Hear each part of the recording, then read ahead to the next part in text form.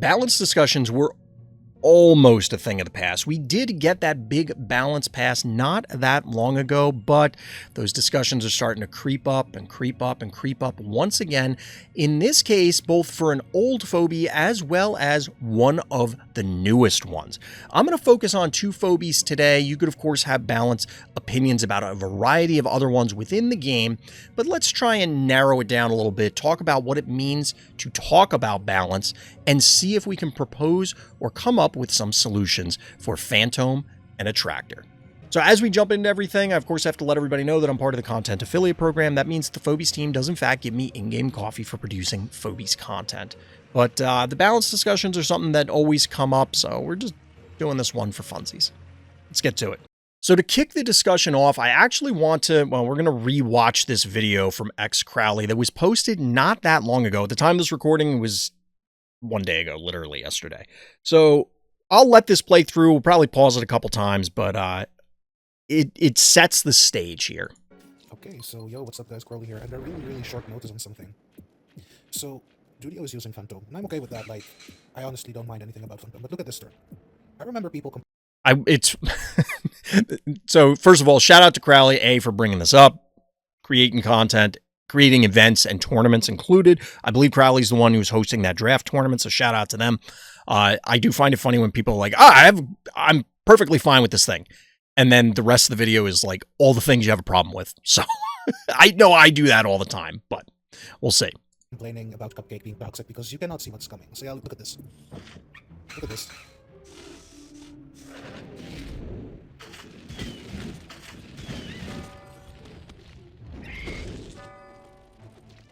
This turn is bonkers. I can't really fault. So, I don't mind Phantom having tree range. I don't mind Phantom being able to wall break. I mind him being 5 keys. I prefer it being 8 keys for this great, amazing ability. And the other nerf I'd really like to see is him not being able to take from keyhole because that's just busted. Like, honestly, let's take a look at that turn again.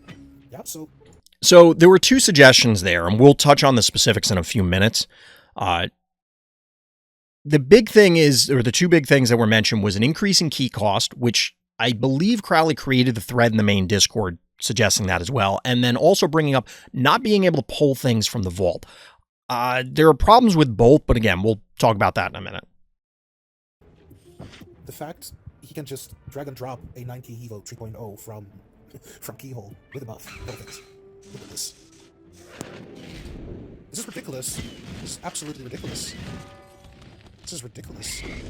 Honestly, so keep the ability, don't nerf him, just make him 8 keys because the ability is just way too good. You should pay for that and just, please, for the love of God, remove the ability for him to drag and drop from the keyhole because that's just way too broken. You cannot predict anything. You just know you have a Phantom in your face. Okay, sure, I could go for a Leprechaun, but you could just move out of range. Or, you know, counterplay with, I don't know, Rusty or anything like that, or something without block from keyhole, just drag it into my face for, like, immense value. So, he wrecked 10 keys with this combo for just, that was free. Honestly, that was free. So, yeah, that's kind of my thing. Increase key cost of this guy, do not make him teleport from keyhole, and we will be good. He can stay as ever as he wants to stay, but this is just too much. Okay, so there's a lot to parse here.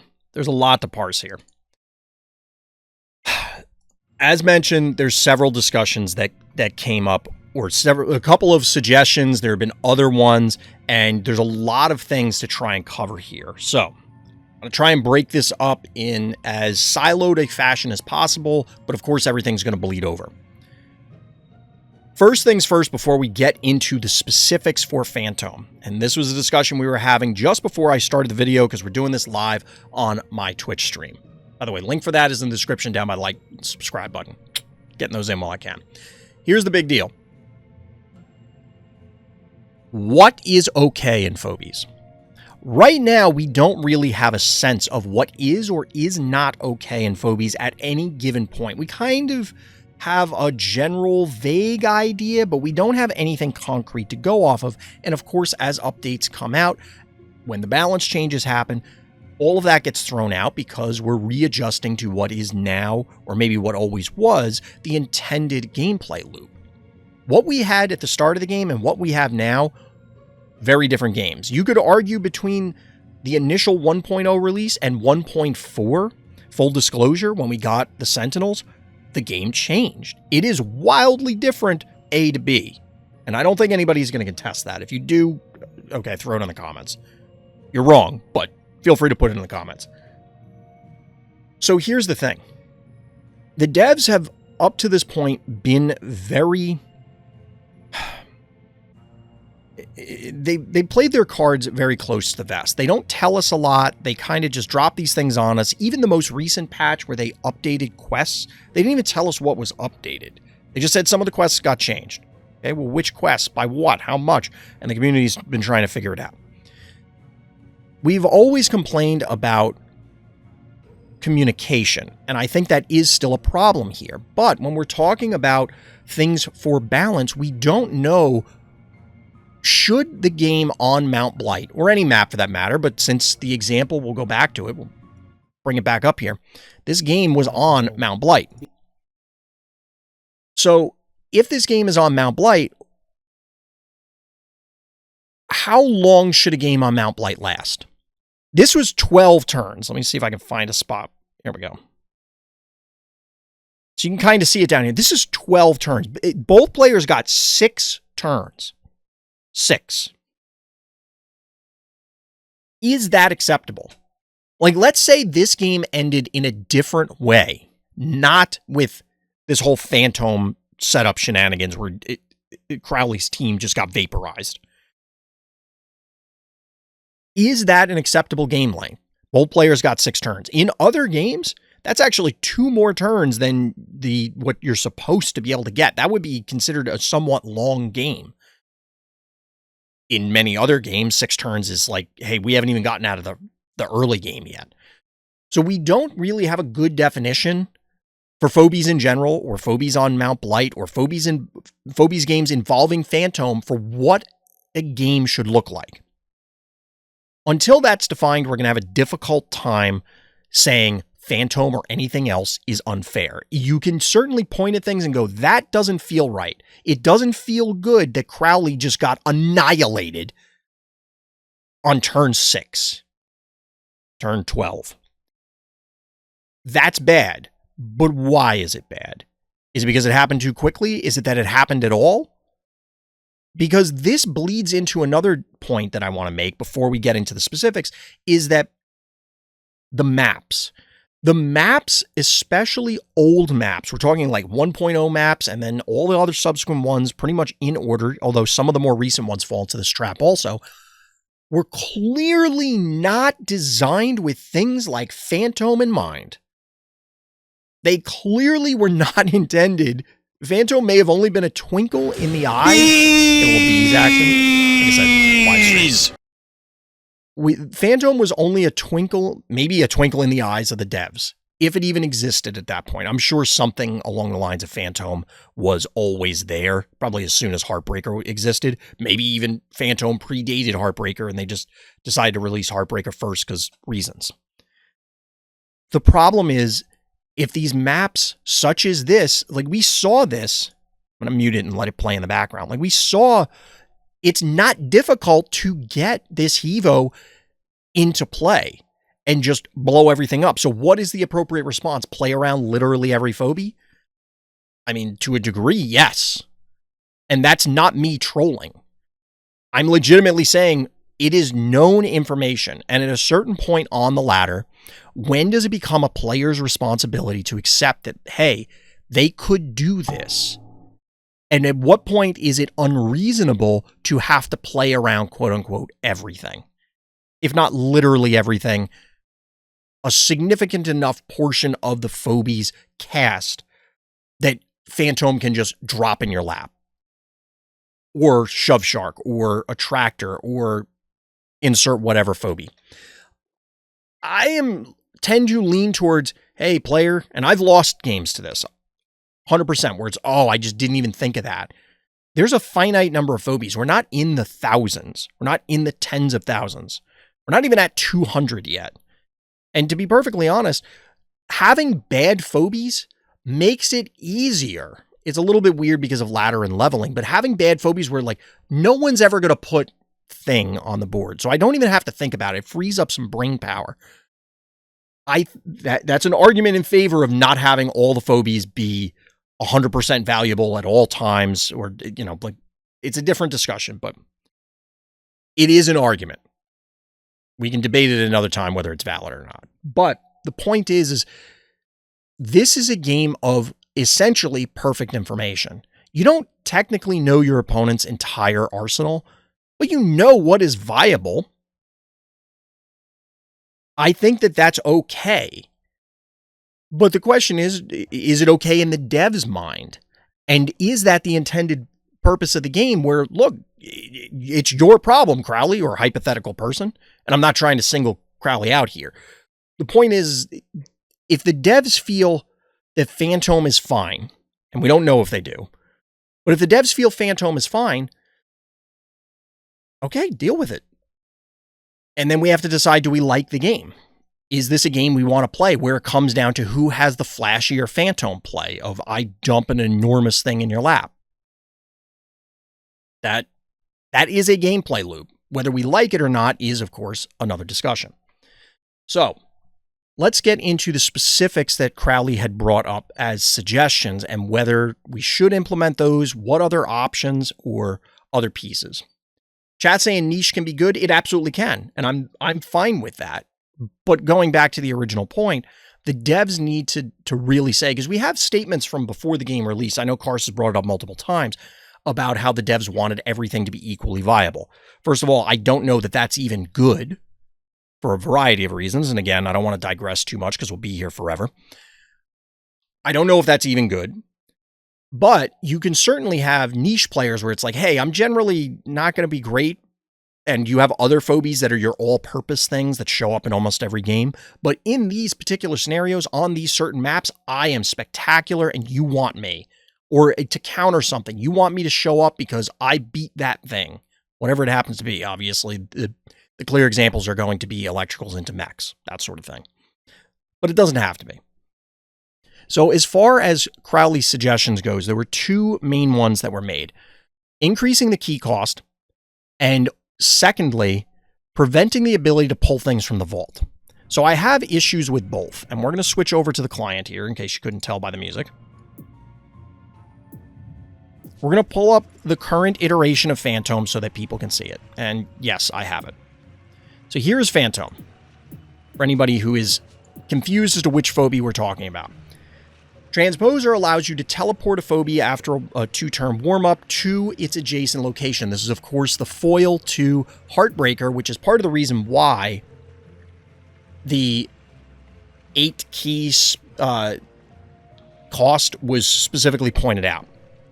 Now, in general, helping you versus hurting your opponent is often better. It is generally better in games to help you than to hurt your opponent. Because in many scenarios, hurting your opponent doesn't get you ahead. It just suppresses them, A.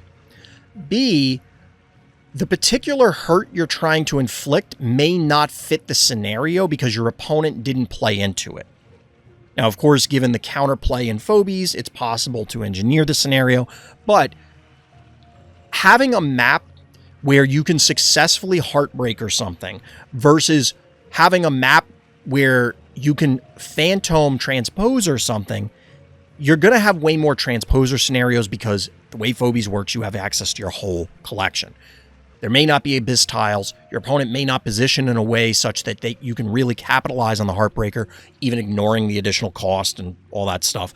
Whereas Transposer, you're paying less, and you know what your collection is, so you know what you can dump into their lap. And even something as simple as a Cerberus or a Hydra can be catastrophic for your opponent, because originally, a year or two ago, that thing would take an eternity to cross the map. Now, all of a sudden, it's in your face yesterday, and it's eating your lunch. And the rest of your team, and everything else, and your heart, and your panic points, and whatever. So, should Phantom cost more? Yeah, probably. I mean, to be honest, I don't hate that idea. But specifically to 8, we'd have to see. I obviously am not testing this as the devs. You could engineer weird scenarios where, like, if you set up some frenemies games, you could just make the rule, oh, if I play Phantom, we're going to pretend it costs 8, and Those 3 keys will just not exist at the end of the game or something like that, but obviously that takes a lot of extra effort to track those sort of things. It would be very challenging to make that work. Could it work at 8? I think it would still be very powerful. I don't know that I agree with Crowley that it needs to have both nerfs. There's an argument that it needs 0 nerfs, and we'll touch on that in a second. But the problem with doing both is it may make this phobie, like the entire purpose of this phobie, and this, now that I'm saying it out loud, kind of bleeds into the argument of not nerfing it. But the entire purpose of this phobie is to do exactly what happened to Crowley in that game. The devs have not said that to me, but it's obvious, right? The entire purpose of this thing is not to like dump your bad side manners into play and get it into the fight faster. You could do that. You could. Or you could fling Smiley into the center of their team when they least want it. You could drop the Hevo Gonzo thing. You could do, I mean, hell, Blondie, just because, all right, I'm going to heavy metal your entire team. It's intended to make big, flashy plays and make the slow phobies much more relevant. Because the biggest problem is one move is a horrendous penalty in phobies. It's up there with melee as, like, you really need to consider these phobies carefully. Because it's the reason we saw things like Leela get buffed, that it used to have 1 movement and it was atrocious. I mean, Leela still isn't setting the world on fire, but I'm okay with that. Different discussion. The point is that Phantom had to have been implemented in the game for probably 2 reasons. 1, it allows for super cool plays. Competitively, it sucks to have your whole team blown up by a kaboom that you arguably could have done nothing about. But I will tell you right now, every casual player that's out there will remember the time that they kaboomed somebody's team and just blew up like 6 phobies because their opponent just did not prepare. And that feels awesome as that player. For that casual player, or even experienced player, doing that and just annihilating your opponent, taking over the game like that with a single play, feels insane. And I think that's why they want that, they being the devs. They want that to be possible. 2, the other reason is to help address and shadow buff these 1-move phobies. Not specifically bad side manners, but all of these phobies that traditionally, like Blondie's probably a better example, hell, Brute Worst, these phobies are made better simply by the existence of Phantom. And having access to these means that those phobies could potentially see more life. At higher competitive levels, you're going to Phantom the Hevo. You're going to Phantom a Kaboom. You're going to Phantom something like that. You're not going to Phantom Collector or Brute Worst or some of these other terrible phobies. But the game isn't played at solely the highest competitive level. It isn't played at solely massive collection levels. Not everybody's Hoploy. It allows for players to take these quote-unquote useless phobies and it's backwards compatible, and all of a sudden those phobies that were bad now suddenly have life. These are good things. It clearly is not without costs. So the question is, what do we do about Phantom? And I don't think those changes are unreasonable, but it goes back to the original problem of we don't know what the devs want it to do. A lot of people, Cars to myself included, have complained in the past about stagnation in games and stalemates. But does it feel stalematey, or is it stalematey on certain maps? And what defines a stalemate within the context of phobies? Because in a lot of cases, the game is still advancing. It's just advancing in an unpalatable way. So if you get a stalemate and somebody has a 1 panic point advantage, the game state is advancing. It may take till turn 40 to actually push the game forward and end the game because people are just trading 1 keys back and forth. But the game state is still advancing. If we want to get rid of those, those sort of scenarios, do we really want to touch Phantom? Because it clearly, as evidenced by the video we just watched, it clearly ends the game very quickly, or has the potential to. It certainly has the potential to. It could also thereby lead to stalemates because your opponent has to respect what you could potentially drop out of there, and Phantom represents a huge area of coverage. So where are we pointing things at? What are we trying to achieve? Average game length. Average interaction level, which is going to be difficult to quantify, but you could create a metric to determine how much is my play influencing my opponent's plays, and then their counter plays influencing my next follow-up play, and all the way down the decision tree. So the question becomes, it circles back to the beginning. What are we defining as okay and what is not okay? Right now, a lot of people are saying it is not okay to pull something out of the vault. To me, it seems like that was very much intended with Transposer. I think it also gets weird from a determination perspective. I don't think it'll be that weird to just say it can only target things that are not on the vault tile. That means that the phobie in question had to have moved at least once, used an action, thereby ensuring that you can't phantom it right out of the vault. But is that significantly different than walking the phobie up? Your opponent sees it. So like that Hevo walks up next to Phantom. Crowley would have had the opportunity to move around, spread out. Is that enough? Because eventually they're going to drop it in their lap and the game is going to end probably in the same fashion, just on a later turn. I think it is better, personally. I am kind of in the camp that Phantom should be nerfed. I think doing something to prevent the vault fling is probably the best. Given the role that Phantom seems to be assigned of being a stalemate breaker, being a cool play enabler, I don't think that increasing the key cost or impacting the warm-up or the cooldown, nerfing them, of course we're talking about when I say impacting, I should just say nerfing, is going to be what we should do. There's an argument that it should get an HP nerf so that because clearly Phantom has to not only be out there, but it has to be out there longer. Or a decent amount of time. Hey, thank you for the bits, Freedom.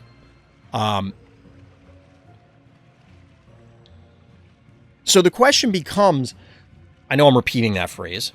Sorry, I got distracted by chat. So ultimately, for Phantom, we got to find out what is its intended role, and then how can we maintain that without it... Hey, more bits. Much appreciated. So we need to find out what is Phantom's intended role and how can we prevent it from generating these other undesirable scenarios. Because that's what happened with Cupcake, is you just get blown out and then it causes the game to pseudo slow down. I'm not...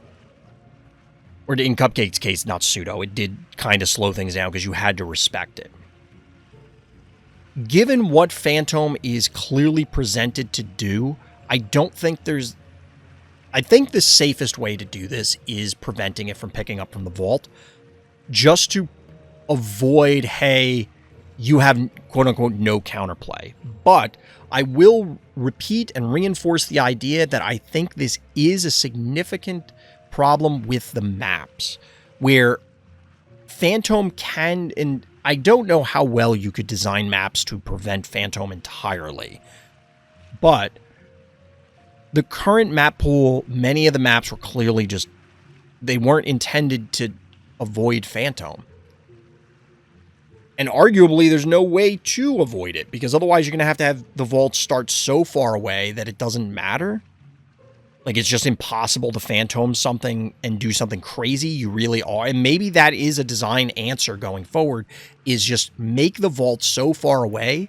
And I think that would help with pushing games to a more natural conclusion from a map design perspective, having the vaults farther away so you can't immediately reinforce, so that a good play that breaks your team is more impactful than it is today. Because then your opponent can either claim all the panic points, push your heart, whatever, and just take over.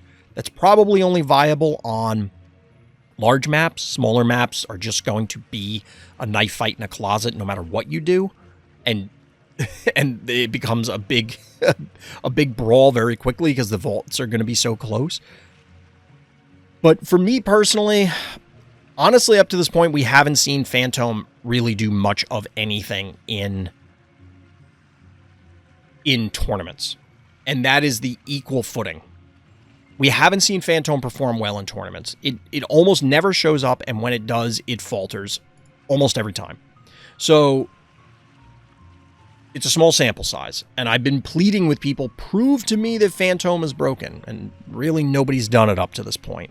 So while I can absolutely recognize the scenarios like we just witnessed with Crowley happening, and like that sucks, I would love to have more data to show, is this a feel bad versus this is bad? Because it is, in my opinion, perfectly fine to nerf, buff, or change something in general because it is quote-unquote just a feel bad. You have to be careful with that because everybody feels bad about every phobia in this game at some point. But it is a reasonable way to look at it to say this creates a play pattern that we don't like. But because it generates such a big emotional response, and we are all human, it is very easy to fall into the trap of, I remember that time I got blown out by Phantom and made a video about it, as opposed to the 9 other times that Phantom did squat. And it's tough to parse those as a person. So, those are my initial thoughts on it. Other one we wanted to talk about, and I don't have a video for this, but Attractor has been the biggest complaint probably in the game all time. All time. Akira really got bad, but Akira wasn't with us until its nerf as long as Attractor has been. And Attractor continues to be, well, it's public enemy number one. It is incredibly frustrating to play against because it changes so much about what you have to do. And there's an argument that I know Carson and many others make that it slows the game down. I would argue it speeds the game up, but I would need data to prove that one way or the other. There are tons of ways that Attractor could be nerfed. Whether it's increasing the warm-up, it's increasing the cooldown, it's decreasing its HP so you can counter it more easily, maybe all of these, decreasing its damage. There's tons of things that could be done to Attractor. And Attractor was on my... It was, for me, one of the most important nerfs for a very, very long time. I think at this point, the game has... The game revolves around Attractor to a degree. And will we be in a better state if Attractor is nerfed? Possibly. Possibly. I think that the map design is impacting things dramatically more than either of these phobies. I think that the map design and many maps are causing way more problems for people than either of these phobies ever possibly could. I don't know which is going to be easier to fix. Excising half the map pool or more versus just changing Attractor a little bit and maybe changing the future maps up a little bit as well. I would be fine if Attractor got nerfed. To me, I think the biggest thing is it 100% needs an HP nerf to bring it in line and allow it to get sniped way more easily than it currently can. Make it more difficult to utilize the Attractor. The problem is the argument of it inducing stalemates gets worse, as in the stalemates get worse, the argument gets stronger, if you reduce its HP, because then the Attractor player is going to more methodically, more ploddingly slide it around the map. Your opponent then is going to have to do the same thing, and you're in the same dance anyway. But I've said it before, I think that things like Attractor and Akira kind of have to exist to be stalemate breakers, to force the game state to change, because otherwise, between two very strong players, it's probably going to be no one ever sets a toe out of line. They're going to play hyper defensive, and there's almost no tools for diving. And I think that Attractor in general, in conjunction with an HP nerf, and you, as mentioned, plenty of other buttons to turn, plenty of other levers to pull.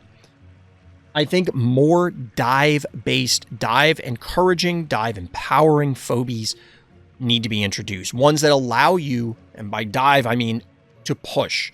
You use this phobie to get in, create an advantageous scenario as the attacker. Defender's advantage is huge in phobies, and Attractor reinforces these things because, hey, even if you go in after the Attractor, if you don't kill it, you are now 100% out of position, because even if you were in a pseudo-okay position on the attack, Attractor is going to ensure that everything's askew anyway. And that's before you consider other scenarios like on Xylo or the Once lore, or any of these other terrible maps where Attractor is just abusive with respect to tons of things. I think there's an argument, just putting another thing out there, to have stuff like Attractor be incapable of targeting the heart with their abilities. I don't know what that would take, but it would certainly change the scope of things on, say, Xylo or some of these other maps where, oops, your heart is just something that can be exposed and there's nothing you can do about it, and therefore it cuts off a huge section of the map where you can't be, because then terrible things will happen to you. Is that the best answer? No, but it is something else we need to consider. So Phantom, we had some suggestions. For Attractor, I think virtually everything is on the table for me. I could see everything getting changed. I am at the point where if Attractor was left alone, and this kind of goes for Phantom too, if Attractor was left alone, it's fine. It's just we have to accept that Attractor is one of the pillars of the game. And I think that there are other ways to impact the abilities of Phantom and Attractor, namely through map changes that are maybe not much better, but they certainly should happen regardless of any changes to these phobies. I think they need to happen. So those are my quick thoughts on these two phobies. I think that it's worthwhile to change them. There are arguments to not change them that I think are valid, but I'd be curious what everybody else's thoughts. Let me know down in the comments what you think about these phobies. What should get changed? What did I miss? I obviously couldn't cover every single aspect of this thing. This video is going to be 30 hours long. That's going to do it for this time. So as always, everybody, thank you for listening. Thank you for watching, and tune in next time for more Random's Thoughts.